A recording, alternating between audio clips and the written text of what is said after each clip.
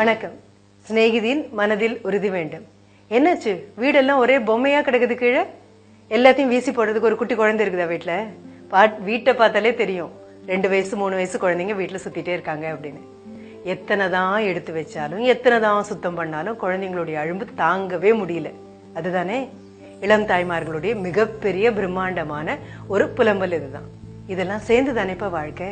ஏதோ கண்ணன் அப்படின்னு ஒரு குழந்தையை காமிச்சு அந்த குழந்தை ஒரே நந்தகோபனாக எல்லா இடத்துலயும், அவருடைய நந்தகோபன் மகனாக எல்லா இடத்துலயும் ஓடி விளையாடி உருண்டு வெண்ணப்பானையை உருட்டி இதை உருட்டி அதை உருட்டி திருட்டுத்தனம் செஞ்சு எல்லாம் நமக்கு சந்தோஷமா இருக்கு. நம்ம வீட்டுக்குள்ள ஒரு குழந்தை வந்து அந்த குறும்பெல்லாம் பண்ணும்பொழுது நமக்கு ரொம்ப கோபம் வருது. சொல்ல போனா குழந்தையோட பக்கத்துல உட்காந்து செலவிடக்கூட நமக்கு நேரம் கிடைக்கல.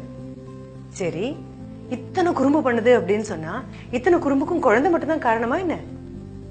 குழந்தை சின்ன சின்ன குறும்பு பண்ணும்பொழுது அதெல்லாம் பெருமையா குழந்தை காதுபட 10 பேர்கிட்ட நம்ம பேசுனது இல்ல.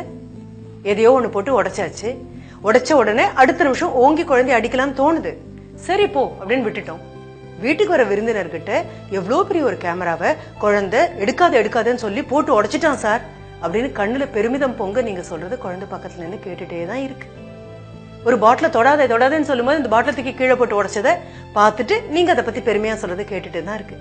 சொல்ல போனா எங்க அப்பா ஒரு அடி, அம்மா ஒரு குத்து, பாட்டியை இப்படி திட்டு, தாத்தாவை அப்படி திட்டு, நாம தான் கொஞ்சம் கொஞ்சமா நம்மள அறியாம குழந்தையோடைய இந்த வேண்டாத விஷயங்கள் எல்லாம் வளர்த்து விட்டுருக்கோம். கட்டுக்கடங்காம போகும்போது கூச்சமும் தயக்கமும் எல்லாம் ஒன்னா வந்து உட்கார குழந்தைய வெளியில கூட்டிட்டு போவது கூட நீங்க பயப்படுறீங்க.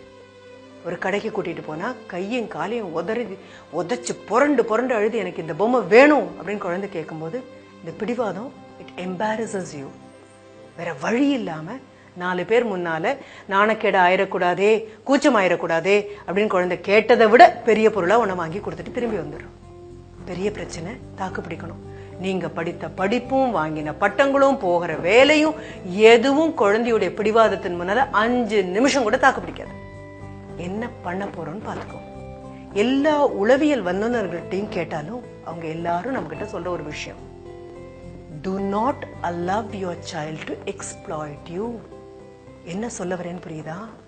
கொஞ்சம் கொஞ்சமாக குழந்தைக்கு புரிய ஆரம்பிக்கும். அதனுடைய விரட்டல்களுக்கும் மிரட்டல்களுக்கும் நம்ம எப்படி பணிஞ்சு போறோம்னு குழந்தைக்கு புரிய ஆரம்பிக்கும். புரிய ஆரம்பிச்ச அடுத்த நிமிஷமே இமோஷனல் பிளாக்மெயிலிங் தொடங்கிடும். 3 வயசு வரைக்கும் கூட வேண்டாம், 2 வயசு குழந்தை அது இது வேணும்னு கேட்டு நீங்க வாங்கி தரலையா எல்லார் முன்னாலையும் உங்க மானத்துக்கு எடுத்துருவேன் அப்படின்னு.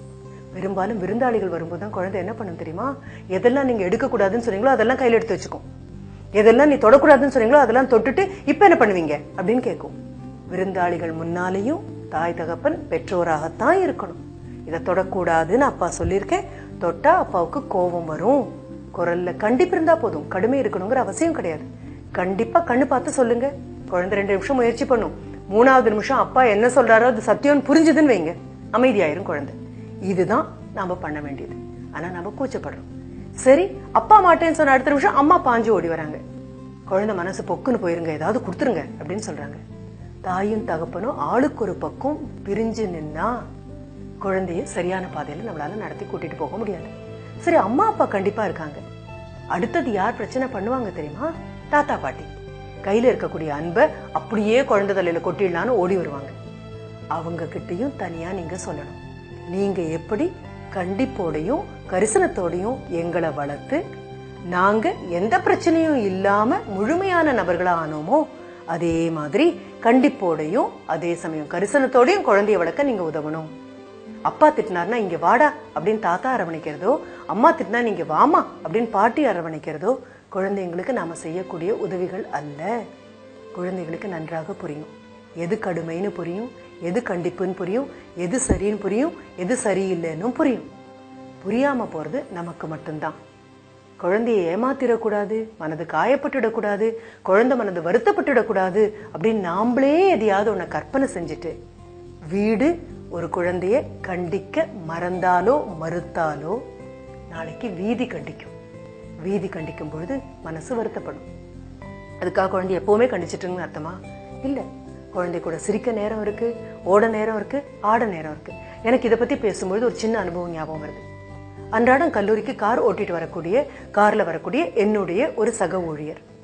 அவருடைய குட்டி பெண்ணையும் என்ன பண்ணுவாங்கன்னா அந்த பள்ளிக்கூடத்தில் விட்டுட்டு வருவாங்க. மாலை நேரத்தில் காய்கறி வாங்கிக்குவாங்க, குழந்தையும் கூட்டிக்குவாங்க, போவாங்க. குழந்தை பாவம் ஏதோ சொல்லணும்னு முயற்சி பண்றா. ஆனா அம்மா ஒத்துக்கவே இல்லை. வெளியில காமிச்சு குழந்தை காமிக்கிறோம், ஐயோ இந்த மேகம் பாருமா, அப்படி என்னெல்லாமோ மாதிரி வருதுமா, பறவை மாதிரி இருக்குமான்னா சொல்லும்போது அப்படிதான் இருக்கும் அப்படின்னு அம்மா சொல்றாங்க. குழந்தை மிருகம் அப்படியே வாடி போயிடுச்சு, சுண்டி போயிடுச்சு. வீட்டுக்கு வந்தாச்சு, அவசர அவசரமா எதையோ கலக்கி குடிச்சாச்சு, குடின்னு சொல்லியாச்சு, ஹோம்ஒர்க் பண்ணியாச்சு, எல்லாம் பண்ணியாச்சு. ராத்திரி குழந்தைய படு சீக்கிரம் படு, அம்மாக்கு நிறைய வேலை இருக்கு, காலையில் சீக்கிரம் எழுந்திருக்கணும். அம்மா மிரட்டும் போது குழந்தை அம்மா கையை பிடிச்சு இழுத்து சொல்லுது, அம்மா இதை கேட்டுடுமா, நாளைக்கு காலையில பார்க்கலாம், அம்மா கேட்டுடுமா. அம்மா கேட்காம கிளம்பி போயிடுறாங்க. அப்பா சொல்றாரு, என்னமோ குழந்தை சொல்லிட்டே இருக்கால, என்னன்னு போய் பாரு அப்படின்னு. திரும்பி குழந்தை தூங்கினதுக்கு அப்புறம் அம்மா வந்து பாக்குறாங்க. குட்டி கையில குழந்தை ஒரு பேப்பரை வச்சு சுருட்டி பிடிச்சி தூங்கிட்டு இருக்கா.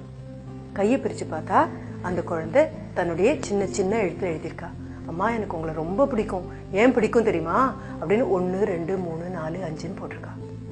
அதை பார்த்ததுக்கு அப்புறம் அம்மா உட்காந்து அழுததாக அந்த நண்பர் எங்கிட்ட வந்து சொன்னாங்க. புரிஞ்சுக்கோங்க, குழந்தை சிரிக்கும் போது கூட சிரிக்கணும். குழந்தை மனது கஷ்டப்படும் போது கண்டிக்கக்கூடிய நல்ல ஆரோக்கியமான சிந்தனை உள்ள தாய் தகப்பனா இருந்தோம் அப்படின்னா அப்புறம் குழந்தைங்க 8 வயசு 9 வயசை தாண்டி 15க்கு போகும்போது பயப்பட வேண்டிய அவசியமே இருக்காது. என்ன? வணக்கம்.